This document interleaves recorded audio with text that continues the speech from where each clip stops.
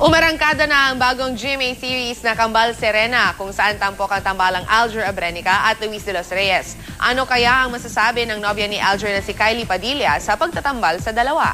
Narito po.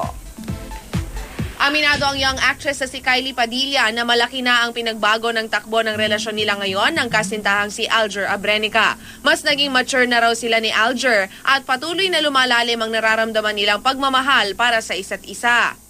Iba na kasi yung meaning ng love sa akin ngayon. Dati kasi yung kilig-kilig lang. Hanggang doon na lang.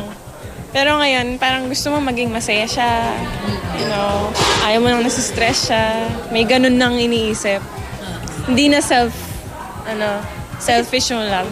Mas malawak na rin daw ang pangunawa nila sa tuwing magkakaroon ng bawat isa ng bagong ka-love team. Kailangan yon. Kailangan yun sa isang relasyon. Kung hindi, huwag na kayo maging kayo. Kasi mag-aaway lang kayo. Nagkakaintindihan na. Kung dati hindi, yung talagang walang mag-give way. Ngayon, okay na. At dahil dito, wala na kayang dahilan si Kylie para magselos sa katambal ngayon ni Alger na si Luis de los Reyes.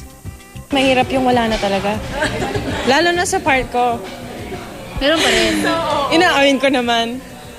Pero alam mo yan, na-handle ko na mas maayos. Yan. Si Luis, kaibigan ko. Tsaka, you know, may boyfriend din siya. Work kasi yun.